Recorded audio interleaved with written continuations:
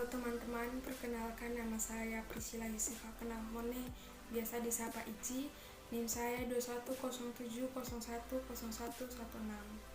Baik, di sini saya akan menjelaskan materi yang sudah saya dapat pada mata kuliah Kesehatan dan Keselamatan Kerja.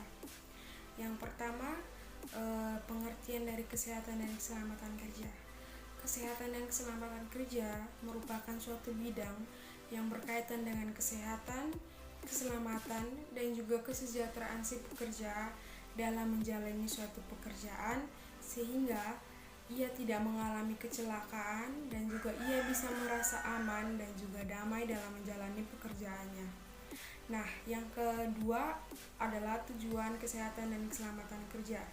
Tujuan kesehatan dan keselamatan kerja adalah untuk memelihara kesehatan dan juga keselamatan lingkungan kerja sehingga si pekerja tidak mengalami kendala ataupun mengalami kecelakaan dalam menjalani pekerjaannya.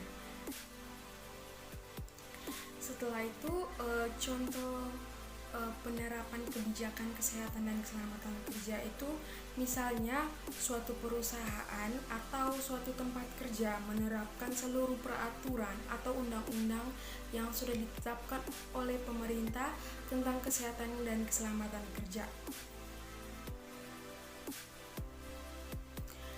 Jadi bisa kita bilang bahwa kesehatan dan keselamatan kerja itu sangat penting dalam menjalani suatu pekerjaan. Karena jika tidak dapat menimbulkan masalah dalam suatu perusahaan sehingga bisa mengalami suatu kerugian ataupun sesuatu yang tidak diinginkan oleh pemilik perusahaan maupun si pekerja. Selanjutnya kita lanjut ke materi yang berikutnya itu kecelakaan kerja. Nah, kecelakaan kerja merupakan kecelakaan yang berhubungan dengan pekerjaan yang ditekuni oleh si pekerja tersebut.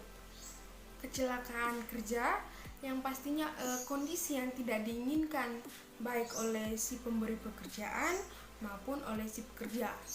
Nah, kecelakaan kerja yang pastinya kecelakaan yang berhubungan dengan pekerjaannya atau pekerjaan si pekerja ini.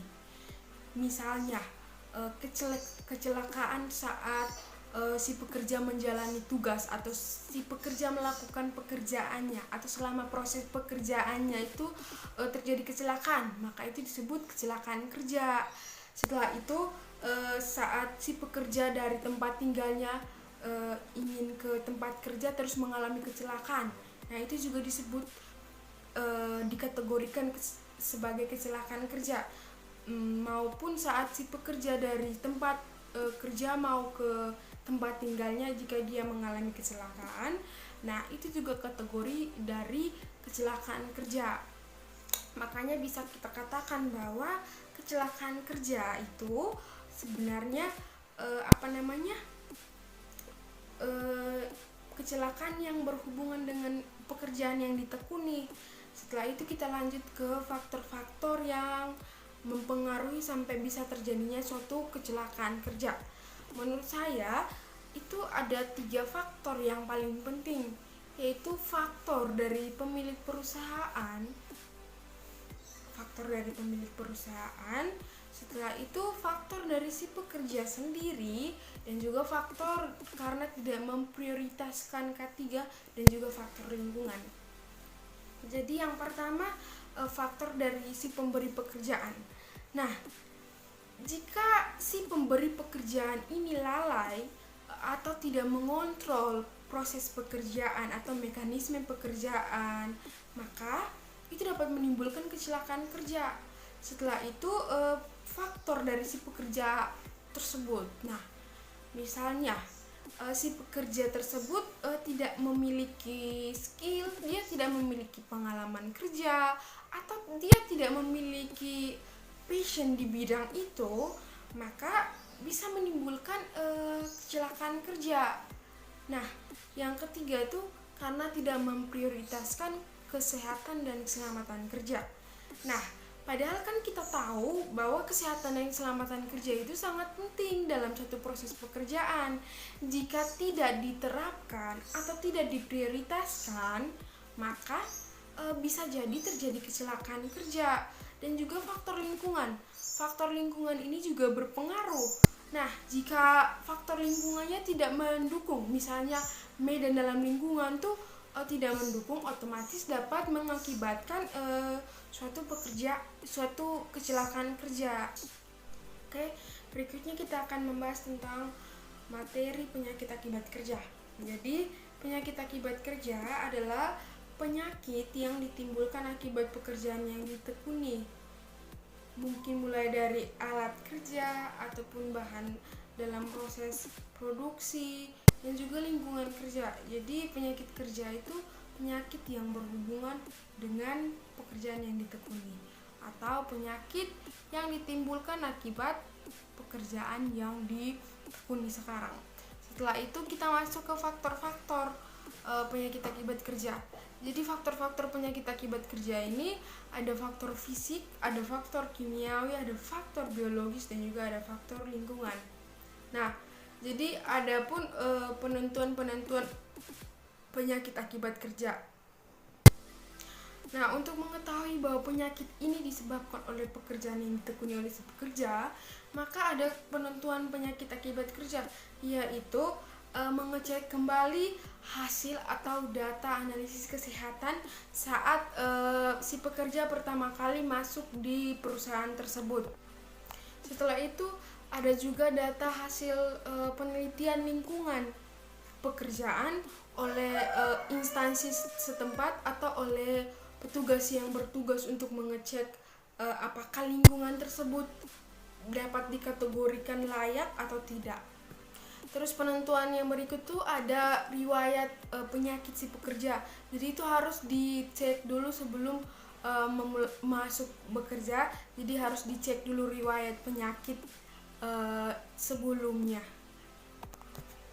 Setelah itu kita masuk ke pencegahan akibat kerja. Nah, jadi sebenarnya penyakit akibat kerja ini dapat dicegah ya teman-teman. Mulai dari membuat peraturan atau undang-undang tentang penyakit akibat kerja. Setelah itu mengganti alat dan juga bahan-bahan yang mungkin dapat merusak kesehatan seseorang. Setelah itu memasang ventilasi agar orang tetap menghirup udara yang bersih, menggunakan alat pelindung diri, dan juga yang terpenting itu memprioritaskan kebijakan kesehatan dan keselamatan kerja, karena kebijakan kesehatan dan keselamatan kerja ini sangat penting dalam menjalani suatu manajemen pekerjaan. Jika penyakitnya sudah terlalu berat, mungkin bisa diberikan cuti atau mengistirahatkan si pekerja tersebut. Dan juga mengevaluasi, maksudnya mengevaluasi mulai dari kinerja kerja para pekerja sampai produksi atau hasil yang dikeluarkan oleh perusahaan atau tempat kerja tersebut. Yang berikut materi tentang ergonomi. Nah, jadi ergonomi itu merupakan ilmu yang membicarakan tentang desain untuk manusia atau penyesuaian sesuatu untuk kenyamanan manusia, atau dengan kata lain upaya yang dapat dilakukan untuk menyesuaikan lingkungan kerja dengan kebutuhan serta kenyamanan si pekerja tersebut. Nah, tujuan penyesuaian ini agar si pekerja lebih produktif dan juga menimbulkan rasa nyaman terhadap si pekerja dalam melakukan pekerjaannya setiap hari. Jadi, fal kerja adalah ilmu yang mempelajari tentang tubuh manusia saat bekerja, sedangkan ergonomi adalah aturan yang digunakan dalam suatu pekerjaan. Jadi, jika fal kerja dan juga ergonomi ini tidak diperhatikan, otomatis produktivitas suatu perusahaan itu pasti akan menurun dan akan timbul beberapa kelainan pada si pekerja tersebut.